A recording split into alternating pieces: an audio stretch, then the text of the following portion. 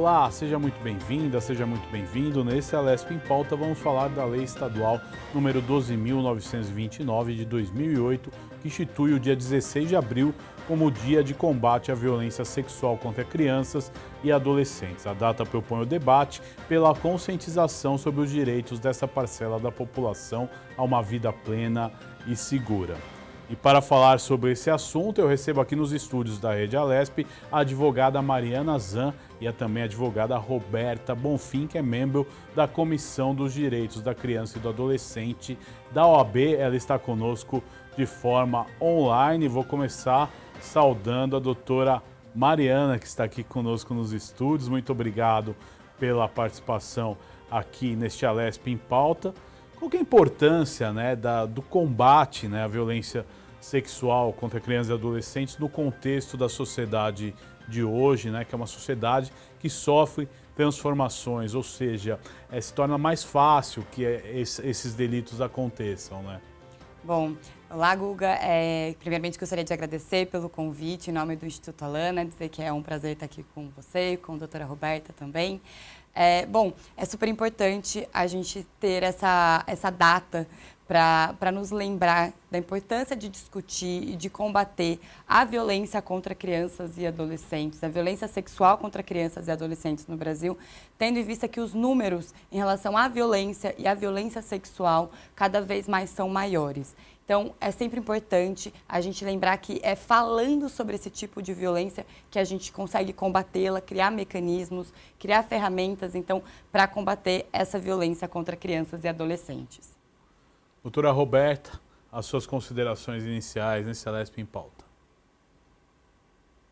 Olá, tudo bem? Primeiramente, gostaria de agradecer pelo convite da TV Alesp. É um prazer estar com vocês.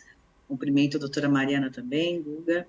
E a doutora Mariana falou perfeitamente, não existe a possibilidade de nós combatermos, enfrentarmos esse tipo de violação se não falarmos a respeito dele, E realmente, se nós não conscientizarmos não só a questão da família, como a sociedade em geral, mas também principalmente aquelas pessoas que são mais afetadas, que são as crianças e os adolescentes, Então, realmente, é uma lei que ela é necessária, E aí, enfim, precisamos aí das políticas públicas, para que realmente essa lei tenha a sua efetividade. Agora, Mariana, doutora Roberta, quais os principais desafios enfrentados hoje quando a gente fala em violência contra a criança e adolescente, principalmente a violência sexual? Bom, Guga, o primeiro desafio, de fato, é reduzir esses números. A gente tem números altíssimos em relação à violência contra a criança e adolescente, violência sexual. No ano de 2022, a gente teve mais de 40 mil casos de violência sexual contra crianças e adolescentes. Então, a gente está falando em termos numéricos, se a gente pegar, por exemplo, o estádio do Pacaembu, que cabem aproximadamente 40 mil pessoas, a gente está falando de um estádio todo repleto de crianças e adolescentes que tiveram seus direitos sexuais violados. Então, a gente tem um primeiro desafio que é reduzir esses números. E dentro dessa violência sexual, esse tipo de violência sexual, um desafio muito específico é que ela é mais cometida dentro do ambiente doméstico. Então, a gente tem uma violência que é cometida por pessoas próximas a essas crianças e adolescentes. Então, a grande maioria, pais, padrastros, avós, primos, vizinhos, conhecidos. Então, é uma relação de proximidade, tem uma relação familiar, um contexto que facilita o contato com essas crianças e adolescentes. Então, um grande desafio é que essa violência ocorrida dentro do âmbito doméstico, ela muitas vezes é difícil de ser identificada. Então, como a doutora Roberta sabiamente trouxe a importância da gente ter políticas públicas e da gente ter uma rede de proteção implicada e aplicada, integrada para o combate a esse tipo de violência. Doutora Roberta, o que a senhora tem a complementar? É verdade, a doutora Mariana tem razão. Os números, eles, em vez de diminuírem, porque nós temos aí um embate e viemos falando aí incessantemente todos os anos, não só em relação à data do dia 16 de abril, mas também com a conscientização nacional no dia 18 de maio, e ainda assim esses números eles têm subido a cada ano, né? Como a doutora falou, a maioria dos casos, né, elas acontecem na relação intrafamiliar, né? E extrafamiliar também, que são as pessoas próximas da família, né? E uma forma que nós temos, né, que aí a gente tem que realmente falar, no caso da prevenção mesmo, né, é conscientizar as crianças, né? A gente fala muito dos adultos, mas a gente acaba esquecendo um pouco de olhar que as crianças, essas crianças e esses adolescentes, eles precisam ter a consciência de do que é a violação, né? Do que é essa violência, para que eles saibam identificar, né? Quando que é um carinho, por exemplo, ele está errado, ele não é proporcional àquela afetividade familiar, né? Quando sai da questão de cuidado e se torna uma violação, né? Então a gente precisa realmente começar a se preocupar em conscientizar as crianças de que ela pode criar o seu círculo de proteção, né? Nesse primeiro momento, essa a questão. Interessante. Agora, quais os sinais, né, que a gente pode notar nas crianças e nos adolescentes são indícios aí que ela possa estar sofrendo algum tipo de violência, principalmente a violência sexual, doutora? Bom, Guga, é um ator muito chave e que tem, como as pesquisas demonstram, que tem auxiliado na identificação de violência sexual é a escola. Muitas vezes a escola é o primeiro ambiente em que essa criança vai demonstrar algum tipo de violação, vai denunciar com algum tipo de comportamento, seja com baixo rendimento escolar, seja com um comportamento agressivo, seja com um comportamento mais introspectivo. Então, a escola acaba sendo como um local de muita frequência da criança, tanto diária quanto muito tempo ao longo do dia também, acaba sendo o ator-chave nessa identificação. Mas não só. Como a doutora Roberta trouxe, e eu também havia dito anteriormente, a importância de você ter uma rede integrada. Então, além da escola, conselho tutelar, outros serviços, CREAS, CRAS, da assistência social, os próprios serviços de saúde, como, por exemplo, o atendimento numa UPA, em algum hospital, que seja capaz de identificar que essa criança esteja sofrendo algum tipo de violência. Por isso, a atenção tanto dos familiares quanto de pessoas próximas que têm um contato constante com essa criança é importante para identificar a qualquer tipo de sinal, né? Mudança no comportamento escolar, mudança no comportamento familiar, que essa criança está sofrendo algum tipo de violência. E nesse ponto, Guga, acho importante a gente ressaltar que nós, enquanto sociedade brasileira, com a Constituição de 88 e com o Estatuto da Criança e do Adolescente, de 1990, a gente fez uma escolha política de colocar a criança e adolescente em primeiro lugar.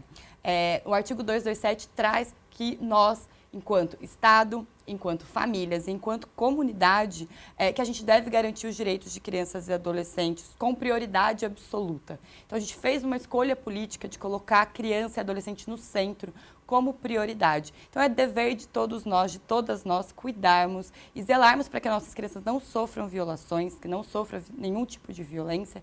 Então, é um trabalho comunitário, é um trabalho coletivo para identificação, para prevenção e para a erradicação de violência sexual contra crianças e adolescentes. Agora, doutora Roberta, todo esse trabalho, né, a doutora citou principalmente a questão da escola, mas quais outros fatores, né, que são determinantes para a descoberta aí de um caso, por exemplo, de assédio sexual ou então de violência contra a criança?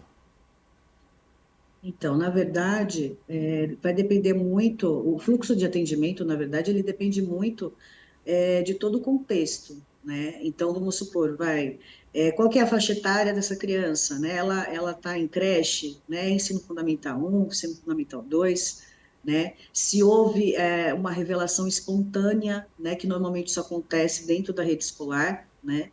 E aí, no caso, todo o fluxo ele vai seguir de acordo com o primeiro, como é que eu posso te dizer? A hora que a criança ela expõe o que está acontecendo, né? Na maioria das vezes, né, crianças que são um pouco maiores, elas acabam, em determinado momento, falando, né, em relação ao abuso, né, e aí o fluxo de atendimento ele vai seguir, se for dentro da escola, por exemplo, né, vai ser acionado o conselho tutelar, e aí vai ser encaminhado para saúde e assim por diante. É importante todas essas colocações, né? E a gente entender também, e as doutoras vão complementar, quais as medidas que podem ser tomadas quando se vê um indício aí de violência sexual, violência contra o adolescente, quais as medidas que podem ser tomadas de forma preventiva. Doutora Mariana. Bom, Guga, então, caso como você trouxe, né, as medidas preventivas, a doutora Roberta trouxe muito bem a questão da conscientização em relação às crianças, as crianças estarem conscientizadas sobre os limites do seu corpo, os limites de um carinho, os limites de um afeto, quando aquele carinho deixa de ser um carinho, deixa de ser um afeto e passa a ser uma violência. Então, conscientizarmos as crianças e os adolescentes também em relação ao limite dos corpos dos outros, de outras crianças, de outras pessoas. A capacitação também de todos os atores e todos os funcionários, agentes da rede de proteção, porque são casos muito delicados que envolvem crianças e adolescentes que são sujeitos de direitos, mas que estão em desenvolvimento, estão no desenvolvimento físico, psíquico, emocional, que esse tipo de violência fragiliza muito. Então, termos agentes capacitados, temos também, falando enquanto advogadas, né, temos o sistema de justiça capacitado e pronto para lidar com esses casos que são muito delicados e sensíveis. Então, são medidas de prevenção. E uma outra medida de prevenção que a doutora Roberta trouxe anteriormente, e repito, é a gente elaborar e implementar políticas públicas voltadas à prevenção e ao combate à violência sexual contra crianças e adolescentes. E é importante a gente dizer que para a gente elaborar e para a gente implementar a política pública, a gente precisa de orçamento. E como a Constituição e o ECA trouxeram, criança e adolescente também é primeiro lugar e é prioridade absoluta no orçamento. Então, a gente ter orçamento voltado para programas e políticas para combate à violência sexual contra crianças e adolescentes. Doutora Roberta, mais alguma coisa a acrescentar sobre esse assunto? Na verdade, o que a gente fala em relação a essa lei é que ela precisa trabalhar em cima de prevenção, né? Esse é um intuito, né, da lei, é o combate, né? E a gente só combate de forma preventiva, né? Fluxos de atendimento, aí já é o pós, né? E depois o pós a gente realmente só tem que tratar mesmo, porque, como a doutora Mariana falou, são casos delicados, né, em que a criança e o adolescente realmente ficam muito fragilizados e nós também temos um problema muito grande ainda, né, e isso eu falo de Brasil, né, não é apenas em questão do estado de São Paulo, em relação à violência institucional, justamente pelo fator das pessoas que integram o sistema de garantia de direitos, a rede protetiva, ela não está toda completamente afinada, né, para poder atender esse tipo de violência, para receber essa criança, esse adolescente, né? Então, realmente, o Estado ele precisa se preocupar com os seus municípios na questão da escuta especializada, né, que é um dos principais fatores aí que muitos municípios aqui no estado de São Paulo têm um problema grande, né, porque não tem esse suporte, né, e a criança, nesse momento, ela precisa realmente de uma escuta afinada, né, para que ela não seja ali revitimizada. Importante todas as colocações, mas, doutora, aí a questão das medidas protetivas, uma vez que você constata que existe uma violência sexual contra um adolescente, uma criança dentro de casa, como é que é feito, né, para proteger, preservar a criança até durante esse momento de apuração e tudo mais? Bom, Guga, é importante esse ponto. A gente trazer que o Estatuto da Criança e do Adolescente traz as medidas de proteção para criança e adolescente, muito nessa perspectiva da importância da gente ter proteger essa criança e esse adolescente depois que a violência foi cometida. Então, depois que a gente já teve uma falha na prevenção, que as pesquisas têm mostrado que nós, enquanto Brasil, e como a doutora disse, não só apenas Estado de São Paulo, nós, enquanto Brasil, temos falhado na prevenção. As medidas protetivas trazidas pelo ECA são justamente para preservar essa criança após a ocorrência de uma violência. E é importante a gente ter, Guga, em mente que essas medidas protetivas elas precisam ser concedidas e elas precisam ser acompanhadas para que essa criança não continue sofrendo, para que essa violência não seja sistematizada, para que se quebre um ciclo de violência. E aí, nesse ponto, a gente precisa, como a doutora trouxe, uma rede, fluxos bem azeitados, bem afinados, para que tenha um encaminhamento a todos os serviços necessários. Então, essa criança precisa ser encaminhada para assistência. Então, que a assistência acolha essa criança, essa família também. A criança precisa ser encaminhada, na verdade, para o sistema de saúde, então que ela seja encaminhada ao sistema de saúde e que lá ela também receba um atendimento e um acompanhamento compatível com a violência sofrida e com a sua idade. Então, as medidas de proteção, elas existem, elas precisam ser implementadas, elas podem ser concedidas, elas devem ser concedidas e elas devem ser acompanhadas não apenas pelos atores do sistema de justiça, mas por toda a rede. Então, ter uma rede integrada, ter políticas intersetoriais, ter agentes que se conversem e que discutam os casos e que deem os encaminhamentos necessários é muito importante para que essas medidas sejam eficazes. Doutora Roberta. É exatamente isso, a doutora Mariana foi bem pontual. Nós temos aí as leis que protegem, né? Nós temos o Estatuto da Criança e do Adolescente que traz como premissa, né? E aí o que nós precisamos realmente é efetivar com políticas públicas, né? Para que realmente essa criança e esse adolescente tenham os seus direitos garantidos de forma efetiva. Agora, como, né, trabalhar, né, com o trauma também que essa criança, esse adolescente ele sofre? Às vezes, um adulto sofre, né, uma agressão dessa e ele tem dificuldade para ir na delegacia, para fazer a denúncia, né, para sair do ambiente familiar. Numa criança, acho que isso deve ser 1000 vezes mais complicado, mais difícil. E aí, como é que se vence essa barreira? A gente tem casos aí de mulheres que são agredidas dentro de casa e às vezes tem medo de denunciar, com medo de não ter como se sustentar, não ter como criar os filhos. E uma criança? Como é que funciona isso na cabeça de uma criança? Guga, esse é um ponto bem delicado, né? Nós, enquanto adultos e adultas, temos dificuldade quando sofremos algum tipo de violência, já encontramos entraves, tanto internos como externos, para manifestar, para denunciar esse tipo de denúncia. Então, quando a gente fala de uma criança, a depender da idade, é uma criança que ainda não anda, não fala, ou se é uma criança com algum tipo de deficiência. Então, a gente tem também que trabalhar com todos esses recortes e essas interseccionalidades que podem vulnerabilizar ainda mais uma criança.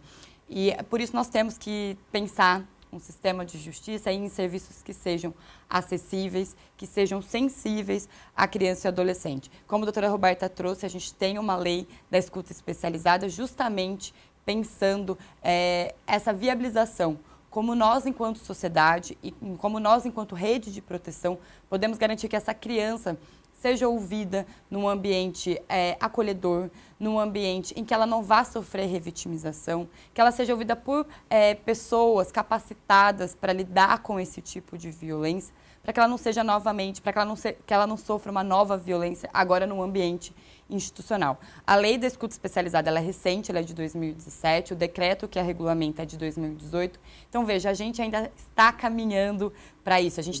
Agora a gente enfrenta a dificuldade não da criação da lei, mas da implementação da lei. Então, a gente também ter o poder público comprometido com a implementação dessa lei, com a capacitação e a formação de profissionais para que essa lei seja implementada.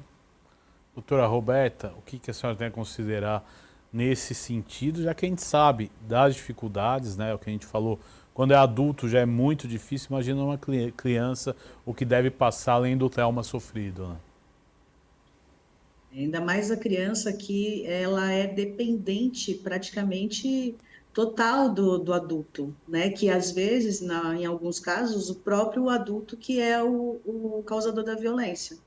né? Então, aí, vamos imaginar aí, como é que fica, né, a questão dessa criança e desse adolescente, né?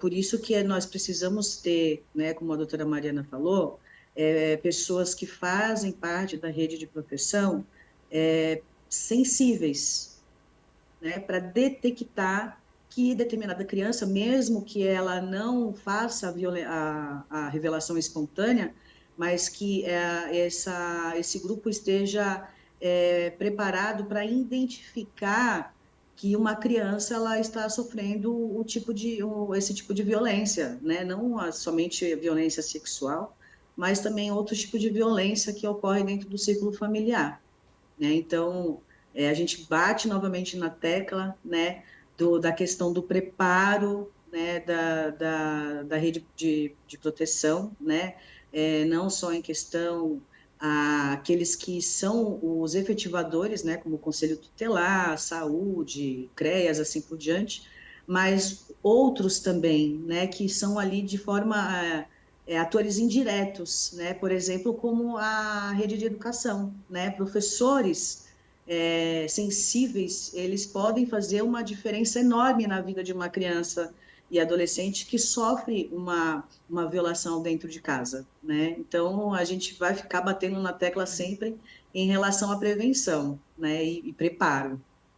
É importante tudo isso. Agora, doutoras, eu vou começar até com a doutora Roberta. Qual que é o papel da sociedade, né, para dar apoio, né, para essas pessoas vítimas? Porque a gente sabe o papel do poder público, mas e a sociedade? Você que está lá com o seu vizinho passando por um problema, você detecta um tipo de violência. Qual que é o papel da sociedade e o quanto a sociedade pode contribuir? Você tocou num ponto muito importante, Guga, que é a sociedade, de forma geral, né, levar em conta que ela também é responsável, né?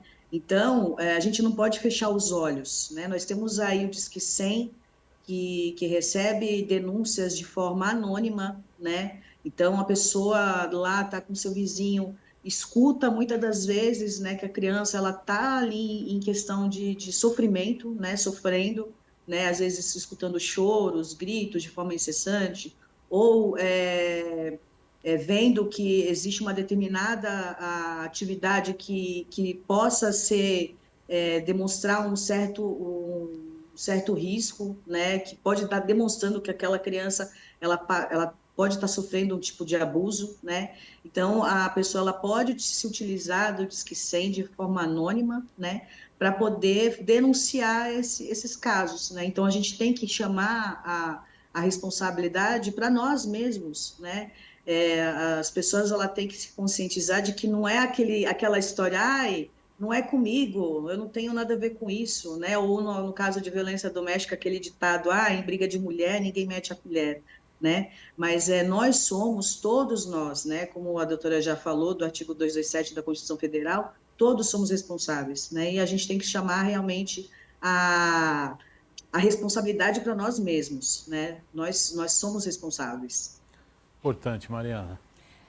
Eu, a doutora Roberta, acho que me sinto contemplada pela fala dela e trazer também, Guga e doutora Roberta, um ponto que acho que é nós, enquanto sociedade brasileira, não normalizarmos e não naturalizarmos a violência contra crianças e adolescentes, seja ela sexual, seja ela física, psicológica, emocional, que a gente possa entender que não é a partir da violência e por meio da violência que nós vamos educar, que nós vamos disciplinar e que nós vamos ter, enfim, crianças e adolescentes saudáveis e garantir uma vida digna. Recentemente foi aprovada a lei da parentalidade positiva, trazendo justamente esse deslocamento da ideia de que violência educa. E quando, na verdade, nós sabemos que o afeto, ele também é capaz de impor limites, é por meio do afeto que a gente respeita, que a gente ensina sobre respeito. Então, a gente parar de normalizar e naturalizar a violência contra crianças e adolescentes, sobretudo violência sexual. Importante todos esses apontamentos. A gente vai para um rápido intervalo e a gente volta no segundo bloco para falar muito mais sobre esse assunto. Esse é o Alesp em Pauta, falando da violência contra crianças e adolescentes. A gente já volta.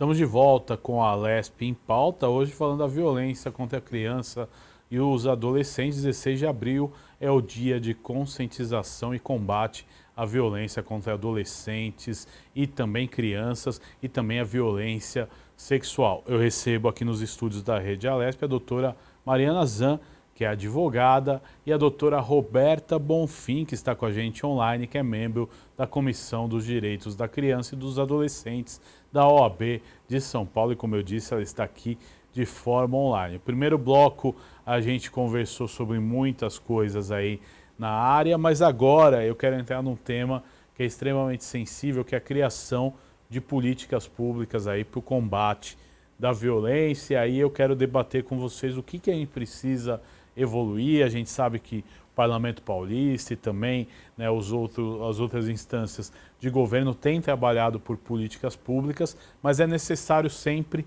avançar, né, doutora Mariana? Então eu gostaria que a senhora começasse esse bloco falando disso. Bom, Guga, como a gente comentou anteriormente, a gente consegue efetivar, uma das maneiras da gente efetivar e da gente combater e erradicar a violência contra criança e adolescente, violência sexual, é por meio de políticas públicas. E quando a gente diz isso, a gente está dizendo que é como a gente também disse, que é o Estado, família e comunidade responsáveis e empenhados na implementação dessas políticas.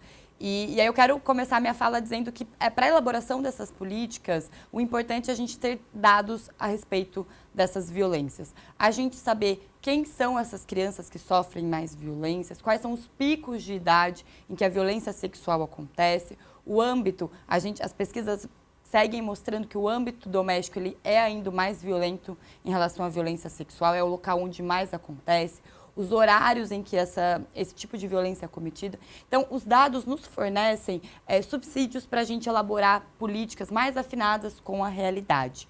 Além dessa elaboração a partir de dados, é importante a gente monitorar. Então, é importante a gente elaborar, afinado com a realidade, é importante a gente implementar, a gente ter orçamento para implementação e também é importante a gente monitorar, para a gente saber aonde está, o que está dando certo, o que está dando errado, e isso depende muito do poder público também em empenhar, em fornecer dados, em implementar, em seguir monitorando as políticas. Interessante. Agora, doutora Roberta, qual que é a sua opinião em relação a essas políticas públicas? O que nós temos a avançar num tema tão delicado como esse? A doutora Mariana falou um ponto muito importante, que sem dados, né, a gente não tem como trabalhar, né? E aí o Estado, né, ele tem como um ponto forte, né, como seu aliado, na verdade, né, os municípios, né?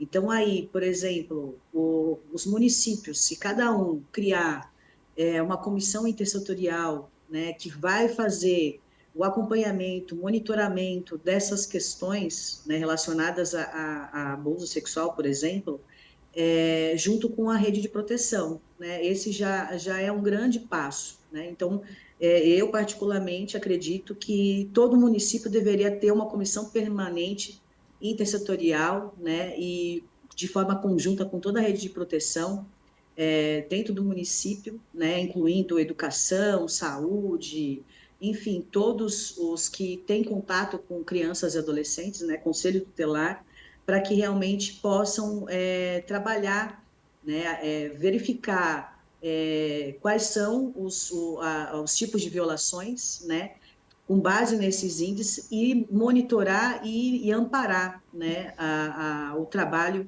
que é gerado seguindo o fluxo de atendimento.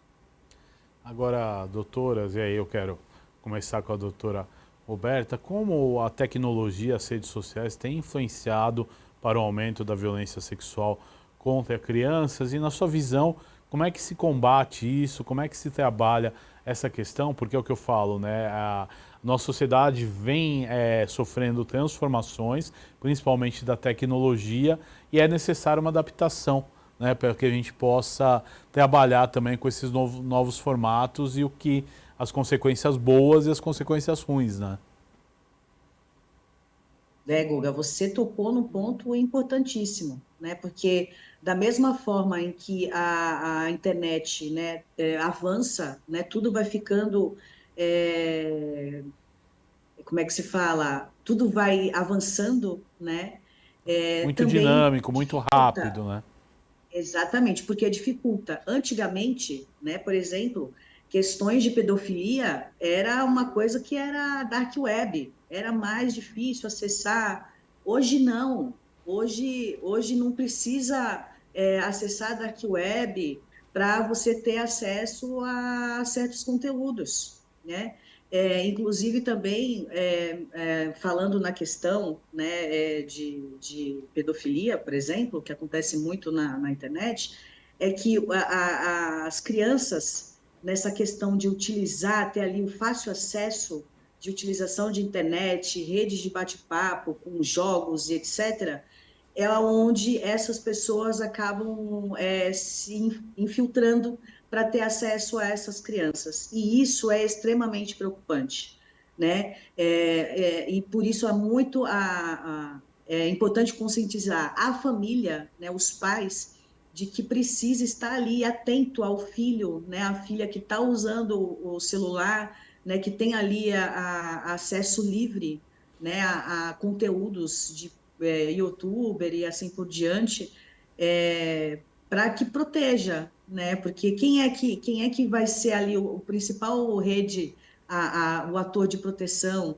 para essa criança e adolescente que está ali na frente do celular dentro de casa é a família, né? Então realmente essa questão da internet é uma coisa que nos preocupa muito, né?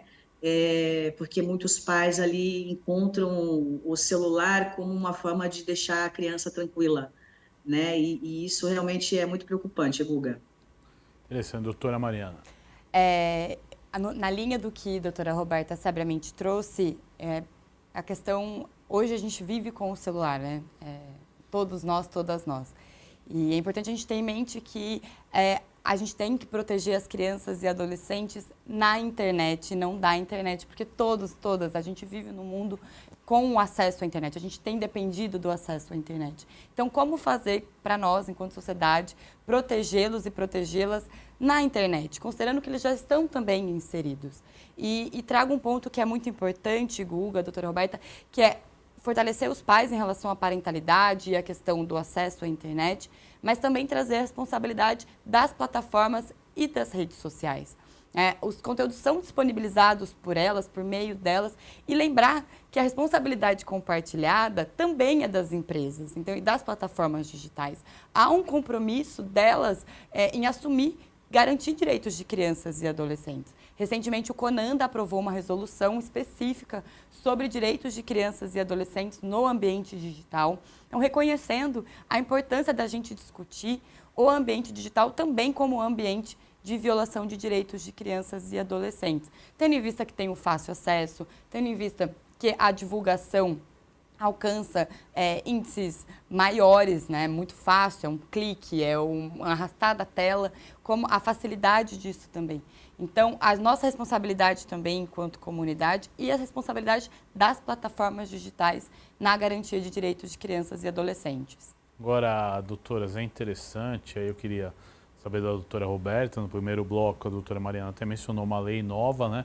Mas qual que é a importância, né, de uma escuta qualificada para essas denúncias e também do acolhimento, né, que essa vítima recebe? Eu gostaria que a senhora falasse sobre isso para a gente retomar esse assunto.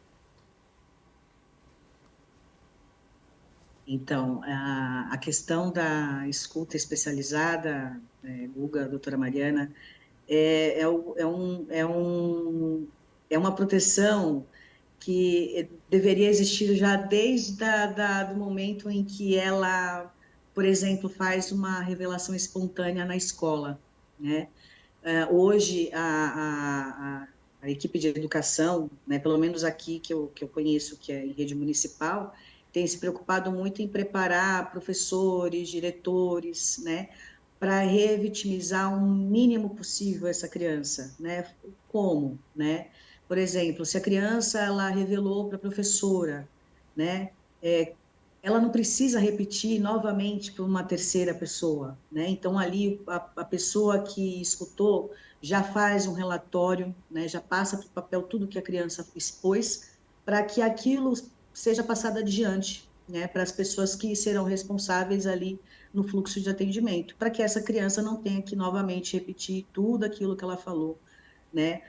Não só colocando que não existe apenas a questão da escuta especializada, que ela é tratada num lado mais de proteção, né, protecionista, mas também nós temos depoimento especial, né, que aí nós já temos ali já na parte para criminalizar, né, o abusador, né? Então, dependendo ali do contexto, se o juiz vê que é necessário, ele vai solicitar o depoimento especial dessa criança, que vai ser ouvido em juízo, né? E aí sim, a partir dali, ser utilizado para o Ministério Público no caso da denúncia, né? Então, a escuta especializada existe, está na lei, né? E aí os municípios eles precisam estar equipados, né, para fazer essa escuta especializada, Guga. Esse é um ponto muito sensível, né? Eu não digo nem sensível, é crítico,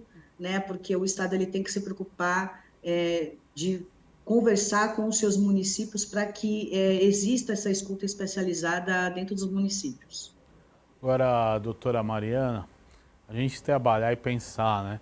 Como tratar as sequelas de um abuso, de uma violência como essa? A gente sabe que tem marcas que ficam pela vida inteira, mas qual que é o trabalho adequado depois que você dá o atendimento, você descobriu, né, o problema central? Como é que você trata, como é que você reabilita, né, essa criança para ela conseguir seguir a vida dela da melhor forma possível? Bom, quando a gente fala de violência, as violências deixam marcas inúmeras, né? Pode ser física, pode ser psicológica, pode ser emocional, se traduz em diversos comportamentos. Então, identificada um tipo de violência, então falhamos na prevenção. A gente ter um atendimento e um acompanhamento dessa criança e adolescente. Não muito raro, adultos só conseguem verbalizar alguma violência sofrida durante a infância e adolescência já na fase adulta. Então, é um momento de desenvolvimento psicossocial, físico, emocional.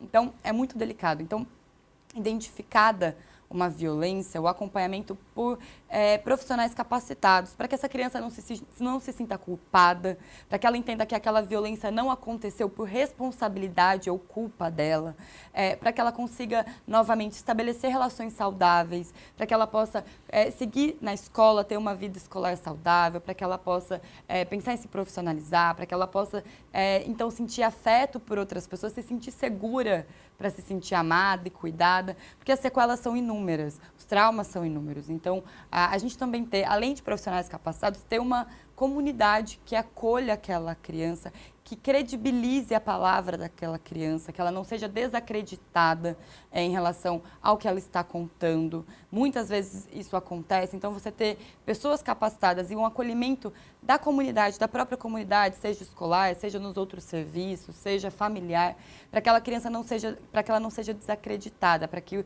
o depoimento dela em relação à violência tenha legitimidade, para que ela possa ser acolhida, para que os traumas, embora eles vão existir, mas para que eles possam ser reduzidos, para que a gente possa mitigar os danos da violência. Legal, interessante essa questão, e é importante a gente discutir outro ponto, né? Como é que funciona e qual que é o mundo ideal na qualificação de profissionais, aí professores, mesmo família, sociedade civil, para aprender a encarar esse tipo de violência? Bom, Guga, eu vou tocar num ponto que eu acho que é importante, trazendo para a minha área, né, para o próprio direito.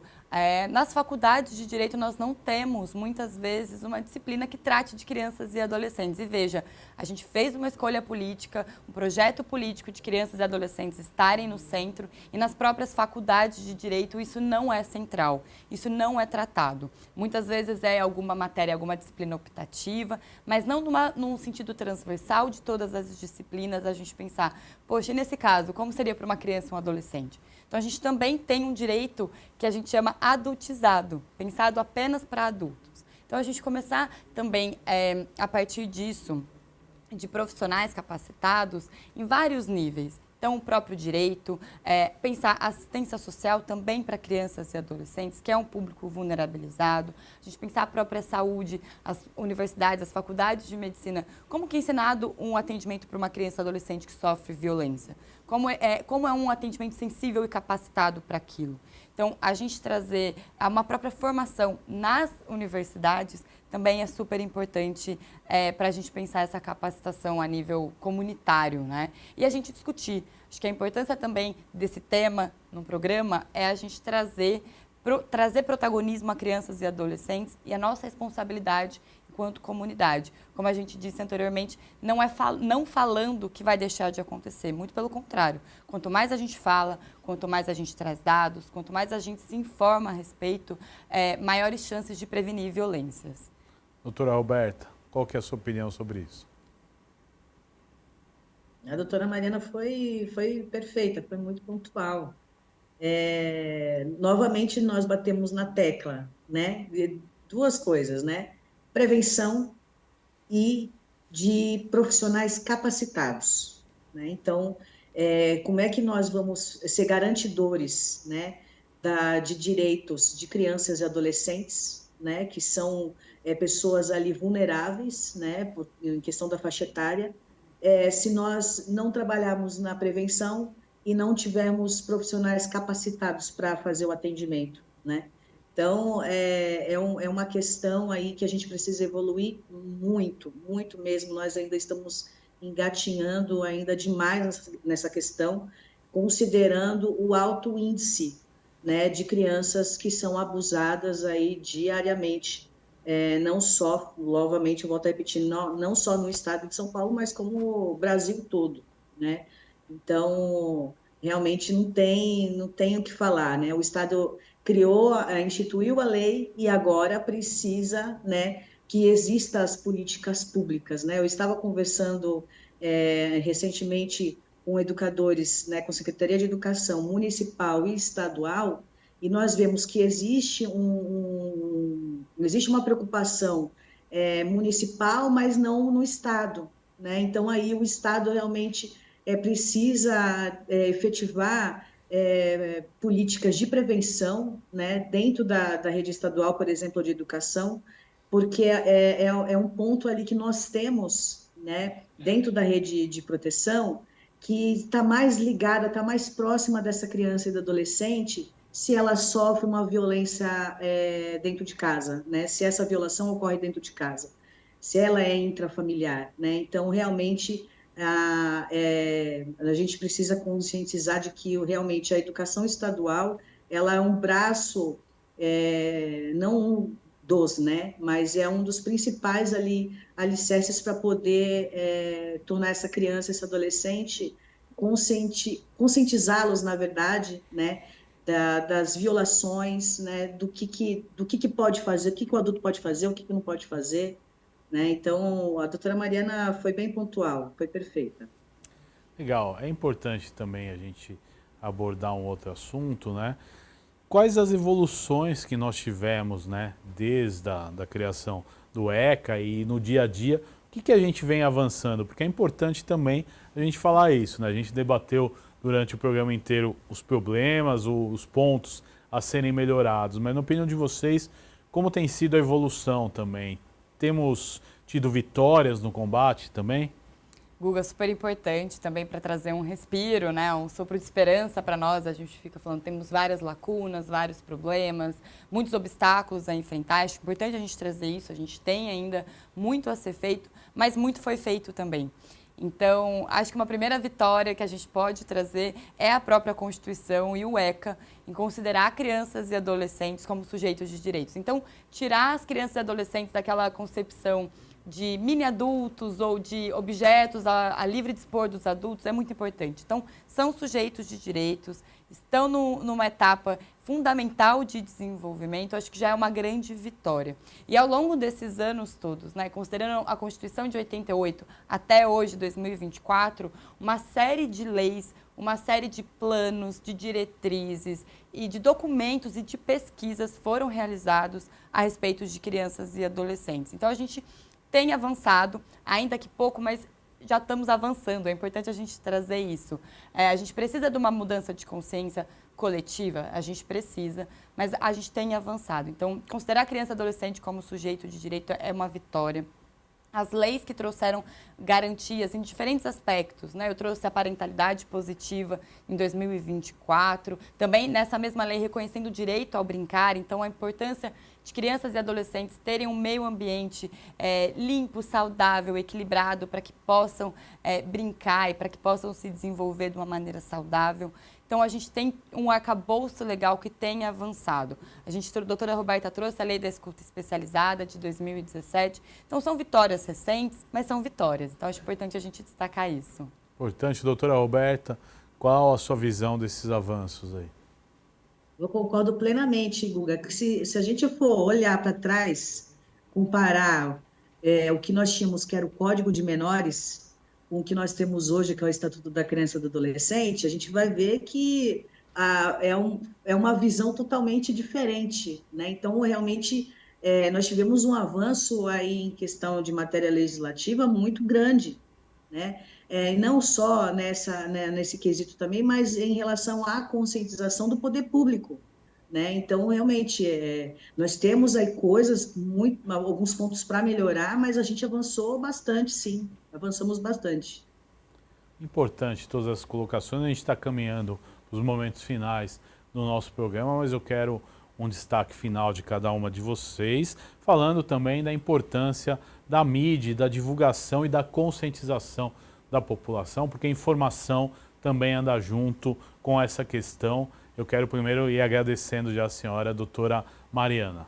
Bom, Guga, eu que agradeço também a doutora Roberta, foi muito bom estar aqui com vocês. E acho que o meu destaque em relação aos meios de comunicação é justamente nesse ponto de divulgação, de conscientização. Se a gente tem os meios de comunicação, a gente ter os meios de comunicação como aliados no combate, no enfrentamento, na divulgação de dados, na divulgação de canais de denúncia, dos atores da rede de proteção que podem ser acionados. Então, ter os meios de comunicação, as redes sociais, como uma ferramenta de auxílio no combate à violência contra crianças e adolescentes. Muito obrigado, doutora. Doutora Roberta, as suas considerações finais e explicando o papel da mídia, da conscientização e da divulgação nesse contexto aí da violência contra crianças e adolescentes. Desde já eu agradeço a TV Alesp, Guga, a doutora Mariana, foi um prazer estar aqui com vocês, né? E como a doutora Mariana falou, né? O papel da publicização, né, de questões como, por exemplo, Disque Denúncia, né? Ele tem que estar sempre sendo informado, porque as pessoas elas precisam, a gente falou muito do papel da sociedade, né? Mas eles precisam saber aonde, né? Qual é o telefone, aonde que eu vou ligar, né? Tornar público também os canais de atendimento do Conselho Tutelar, né? De cada das cidades, né? Então os municípios eles têm que estar ali sempre informando, né, de forma atualizada quais são os canais aí de atendimento, né? Então realmente é muito importante contar com a mídia, né, para fazer a publicidade desses canais de atendimento. Doutora Roberta, muito obrigado. Mais uma vez, doutora Mariana, muito obrigado. E este foi mais um Alesp em Pauta, falando aí da violência contra crianças e adolescentes, a violência sexual, que também é muito preocupante, e as formas aí de combatê-las. Tudo isso a gente discutiu dentro desse Alesp em Pauta, que você pode ver e rever este e outros programas em nosso canal no YouTube. Até o próximo encontro. Tchau!